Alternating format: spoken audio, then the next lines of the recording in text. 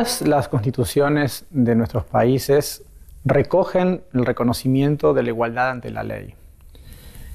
Todas hablan de la igualdad de trato ante la ley y del derecho a la igualdad ante la ley. Pero, ¿qué significa la igualdad ante la ley? Esto requiere de nuestra interpretación.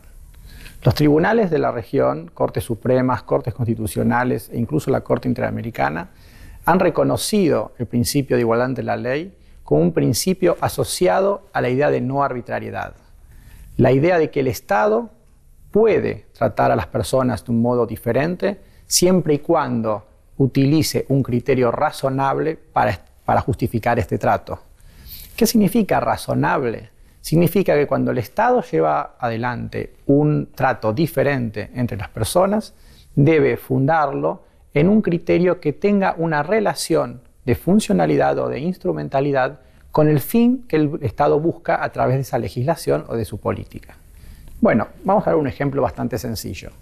El Estado tiene el poder, la facultad de darle a las personas licencias de conducir, con el objeto de mejorar las condiciones de la seguridad vial. El Estado puede otorgarles a algunas personas la licencia de conducir y a otras personas no dárseles la licencia de conducir.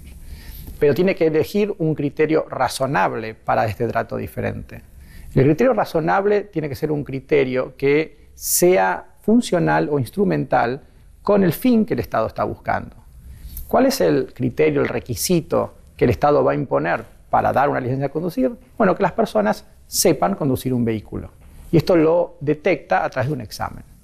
El criterio, entonces, razonable es la idoneidad para manejar un vehículo, que es funcional o instrumental para el fin buscado, que es disminuir la tasa de accidentes. El Estado está dando la licencia a algunas personas y no se la está dando a otras, fundado en un criterio razonable. Esta idea de razonabilidad vinculada a la noción de no arbitrariedad es la idea más consensuada, más consolidada en materia de interpretación del principio de igualdad ante la ley en todas nuestras normas. Pero esta idea, a pesar de que es una buena idea, y creo que hemos avanzado muchísimo en la lucha contra la no arbitrariedad por parte del Estado y el respeto de la igualdad, fundado en la idea de razonabilidad en el trato, pero esta idea de igualdad como no discriminación o como no arbitrariedad no parece ser una idea que nos sirva, que nos permita enfrentar situaciones en las cuales la desigualdad que encontramos es de tipo estructural.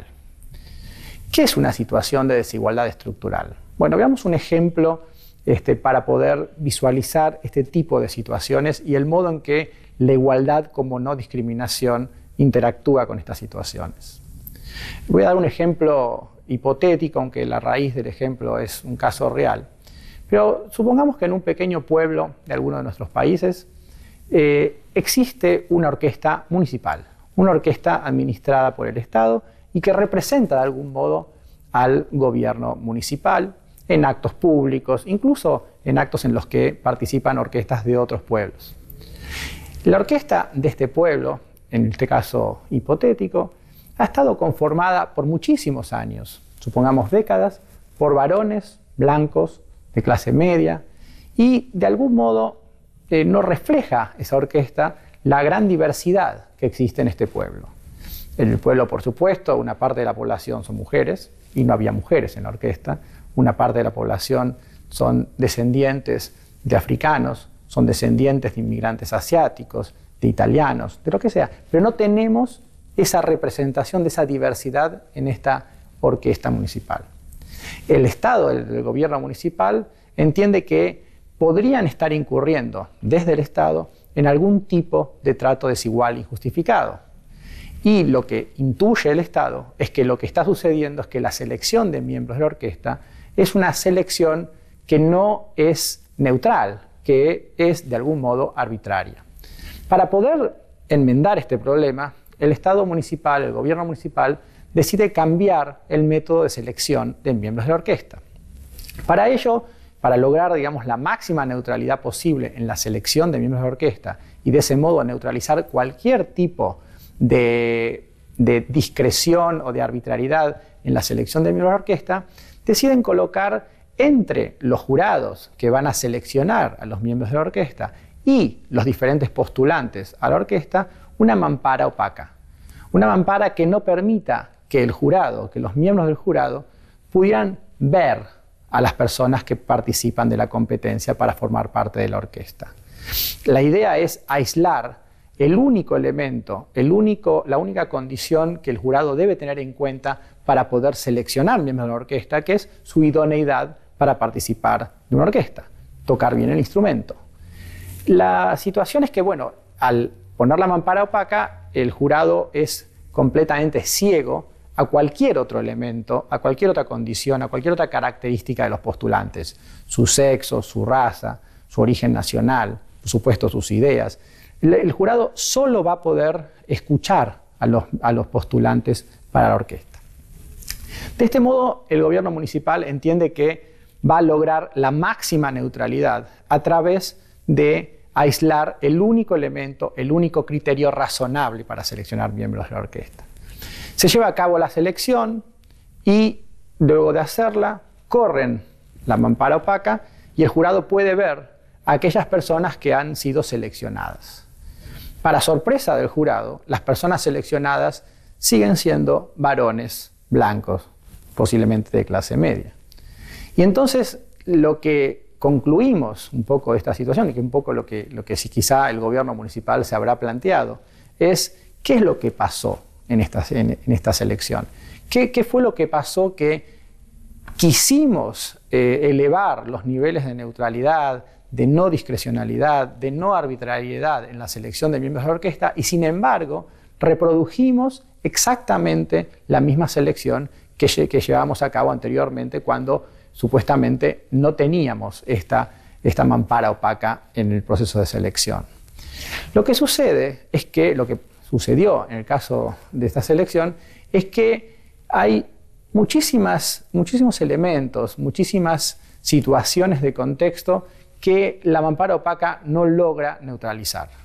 Por ejemplo, posiblemente muchísimas personas que forman parte de estos grupos que han resultado excluidos históricamente de la orquesta no se hayan presentado a la competencia para formar parte de la orquesta porque consideraban que no iban a ser seleccionados. Posiblemente las personas que obtuvieron una formación más deficitaria en su colegio secundario, quizá por su condición social, quizá por la dificultad en el acceso a una buena educación, que han perdido en la competencia con otras personas que han recibido mejor educación. Lo que quiero decir es que hay muchísimas situaciones de contexto en la selección de los miembros de esta orquesta que la noción de igualdad como no arbitrariedad, como neutralidad en la selección de miembros de la orquesta, no ha logrado combatir, no ha logrado neutralizar. Esto da lugar a que revisemos nuestra idea de igualdad, que revisemos nuestra interpretación acerca de qué significa trato igual en nuestras normas. Posiblemente lo que estamos queriendo detectar es si la idea de igualdad como no discrecionalidad está siendo suficiente para atacar situaciones de desigualdad como la que vimos en el caso de la orquesta, que vamos a llamar de desigualdad estructural. ¿Por qué estructural? Porque en este caso nadie ha tomado la decisión de dejar a alguno de estos grupos fuera de la participación de la orquesta. Pero de hecho, esto fue lo que sucedió debido a una serie de situaciones que incluso los que participaron de la selección no pueden controlar. Esto nos lleva entonces a reformular nuestra idea de igualdad.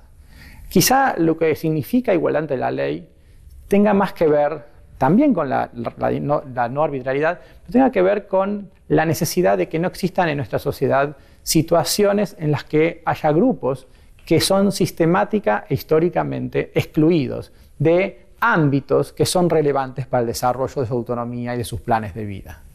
Entonces, esta idea de igualdad tiene que ver con la noción de que no puede existir en nuestras sociedades que respetan la igualdad grupos que resulten sometidos o por otros grupos o por el resto de la sociedad, grupos que resulten sistemáticamente excluidos. Que a diferencia de la igualdad como no arbitrariedad, aquí el centro, el sujeto del derecho es la persona, pero la persona en cuanto forma parte de un grupo sistemáticamente excluido de ámbitos relevantes para su desarrollo autónomo. Entonces tenemos una noción de grupos. Segundo, tenemos una noción de relación entre ese grupo y el resto de la comunidad. O sea, entendemos que este grupo está peor que el resto de la sociedad o que otros grupos. Esta idea de igualdad como no sometimiento de grupos le demanda al Estado la obligación de poner en marcha todas las políticas que sean necesarias para desmantelar aquellas condiciones que colocan a ese grupo en situación de sometimiento. Esto, por ejemplo, conduce a justificar por qué el Estado tiene una obligación fundada en el principio de igualdad ante la ley de llevar a cabo, por ejemplo, políticas o medidas de acción afirmativa o de trato preferente. ¿Qué son las políticas de acción afirmativa o de trato preferente?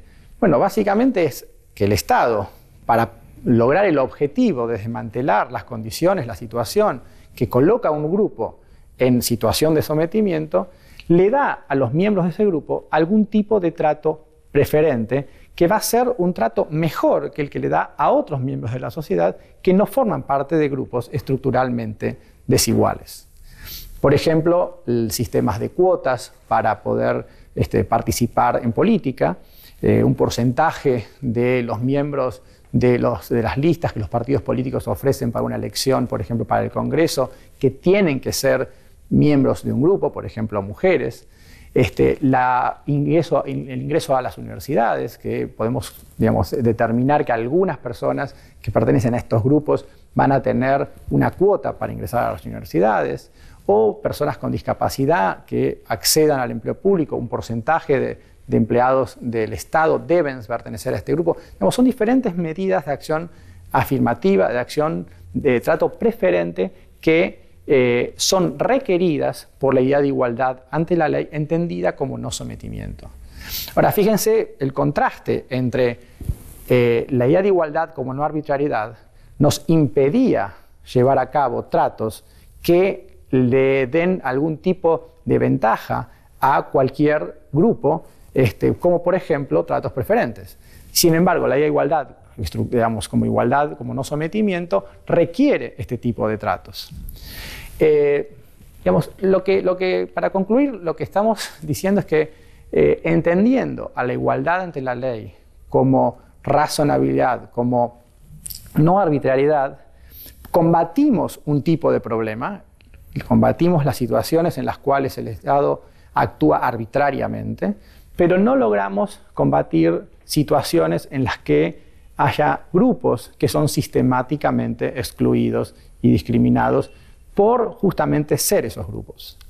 La idea de igualdad estructural o la idea de igualdad como no sometimiento es una noción de igualdad que le requiere al Estado llevar adelante políticas afirmativas, políticas de acción positiva, políticas de trato preferente, con la finalidad de desmantelar las situaciones que provocan, que generan esa situación de sometimiento de este grupo.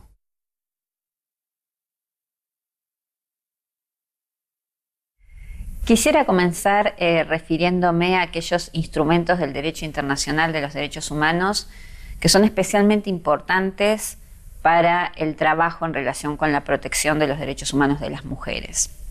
Existen dos leyes internacionales que son pilares para poder pensar estos temas. Una es la Convención para la Eliminación de todas las formas de discriminación contra la mujer y la otra es la Convención Interamericana para prevenir, sancionar y erradicar la violencia contra las mujeres. Como todos los tratados internacionales, deben ser interpretados de una manera dinámica y de una manera integrada. Por esto es importante mirar estos dos tratados como si uno estuviera armando un tejido, un entramado, que es lo que torna al marco legal con mayor fuerza en términos de protección de derechos. Y para conocer el alcance que las cláusulas convencionales tienen, lo que es importante es conocer las interpretaciones autorizadas sobre esas cláusulas convencionales.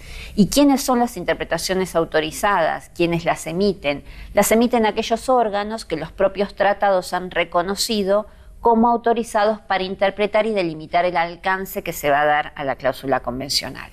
En el caso de la CEDAW hay un comité que está creado en la propia convención que establece interpretaciones generales respecto de los distintos artículos de la Convención, pero que además también aporta interpretaciones a la hora de resolver casos puntuales y específicos que son sometidos a su conocimiento y que pretenden la aplicación de algunos de los derechos protegidos por la Convención de la CEDAW, y en el caso de la Convención de Belén do Pará, quienes emiten las interpretaciones autorizadas son los órganos de protección del Sistema Interamericano de Derechos Humanos, esto es, la Comisión Interamericana de Derechos Humanos y la Corte Interamericana de Derechos Humanos.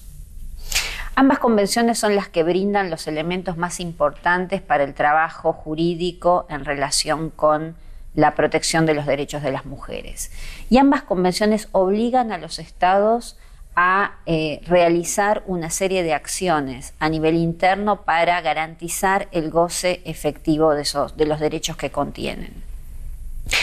Estas convenciones obviamente se tornan obligatorias en los estados en la medida en que los estados deciden libremente tornarse parte, vale decir, las firman y las someten al procedimiento que cada país establece para incorporar legislación internacional a su propio régimen jurídico. A partir de ese momento nacen las obligaciones que pueden ser exigidas a nivel nacional por las personas y también abren la posibilidad de una instancia internacional. ¿Qué significa esto? Significa que los estados están obligados a cumplir esas convenciones y si no las cumplen y no brindan una respuesta satisfactoria en términos de justicia a nivel interno, se abre la posibilidad de un reclamo internacional que lo que busca es exigir lo que es la responsabilidad internacional de los estados, que es la responsabilidad que nace cuando el estado no cumple una convención internacional de la que se ha hecho parte. La primera es una convención a la que se conoce por sus siglas, que son CEDAW. Es una convención del Sistema de Naciones Unidas, o sea que es una convención que se aplica en todos los países del mundo, una convención que tiene ya bastantes años y que es una de las convenciones que tiene los mayores niveles de ratificación a nivel internacional. ¿Cuáles son los elementos principales que nos ofrece la Convención de la CEDAW? La Convención de la CEDAW es una convención que tiene una definición de discriminación que lo que hace es establecer cuándo se está frente a una discriminación por la condición de ser mujer, apunta a aquellas discriminaciones que ocurren de facto y de iure. Vale decir, discriminaciones que están presentes en el texto de la ley, pero también incluye discriminaciones que no estando presentes en el texto de la ley son resultado de una práctica estatal. Por ejemplo, la que surge de leyes aparentemente neutrales que en su aplicación arrojan resultados que resultan discriminatorios. Obviamente una definición de discriminación con esta amplitud lo que tiene que tener es también un contrapeso, una respuesta de la propia convención para poder superar esas situaciones de discriminación. Y CEDAW lo que hace es incorporar expresamente lo que llama medidas de acción positiva, esto es, soluciones temporales que son pensadas para superar las discriminaciones de hecho en que las mujeres se encuentran en relación con los varones. CEDAW tiene una serie de otros artículos que lo que hacen es iluminar las distintas dimensiones de la vida de las mujeres y traducir cada uno de esos aspectos en términos de derechos. Y entonces así CEDAW se refiere a la participación política, a la participación de las mujeres en la educación, a los derechos sexuales y reproductivos, y para cada una de estas esferas se establece contenidos específicos y obligaciones estatales específicas. La Convención Interamericana es la que se conoce con el nombre de Convención de Belén do Pará y es una convención mucho más nueva en su elaboración, una convención de mediados de los años de los 90 que focaliza sobre los temas de violencia contra la mujer. La Convención de Belén do Pará hace un aporte muy importante en materia de en qué contexto debe leerse la violencia de género. Belén do Pará explica la violencia contra las mujeres como una expresión de la violencia de género. Esto es como una violencia que debe ser leída en clave de relaciones jerárquicas socialmente construidas entre varones y mujeres. Esto es algo que debería permear la interpretación de todos los textos convencionales, porque es lo que permite entonces ubicar en su dimensión adecuada la intencionalidad que ha tenido el texto convencional, que es la de iluminar esta forma de relaciones sociales en las cuales estamos viviendo, que son relaciones sociales que se establecen a partir de relaciones de jerarquía entre varones y mujeres, relaciones de poder entre varones y mujeres. Belén do Pará lo que tiene además es una definición muy amplia de violencia contra las mujeres, que lo que hace es incorporar distintas formas de violencia, física, psíquica, sexual, y lo que hace también es rescatar los distintos espacios en los que esta violencia puede darse y las distintas formas de las relaciones interpersonales en que pueden ocurrir estos hechos de violencia de género. Lo que es importante para comprender hasta dónde llega esta definición de violencia es que se tenga siempre presente que estamos hablando de relaciones de género. Y como hablamos de relaciones de género, hablamos de relaciones socialmente construidas y de relaciones de jerarquía entre varones y mujeres. Belén do Pará además lo que tiene hace un aporte muy importante, que es el aporte de iluminar la diversidad que aparece dentro del colectivo de mujeres. Y por eso Belén do Pará le dice a quienes tienen que aplicar esta convención, que son los estados, que deben tener especialmente en cuenta la heterogeneidad que está presente dentro del colectivo de mujeres y prestar especial atención a ciertos sectores de ese colectivo. Algunos de esos sectores que la Convención de Belén do Pará indica son los casos de las mujeres privadas de libertad, los casos de las mujeres en situación socioeconómica desfavorecida, los casos de las mujeres migrantes, los casos de las niñas, los casos de las adultas mayores. Belén do Pará también lo que establece es una serie de obligaciones que coloca en cabeza de los estados, obligaciones que tienen que ver básicamente con garantizar recursos judiciales adecuados para responder a los casos de violencia de género, políticas públicas que tengan en cuenta la complejidad y la multidimensionalidad del tema, obligando al Estado a pensar respuestas en términos de políticas públicas que den cuenta de los diferentes aspectos que la violencia de género presenta. Belén do Pará básicamente recoge una buena parte de los derechos que están reconocidos en los textos convencionales más antiguos, pero además explicita algunos derechos específicos. Y en este sentido quiero llamar la atención de ustedes sobre el derecho de las mujeres a vivir una vida libre de violencia, con la consiguiente obligación del Estado para garantizar el goce efectivo de ese derecho, y además el derecho de las mujeres a ser valoradas y educadas libres de estereotipos que impliquen una desvalorización del rol de las mujeres.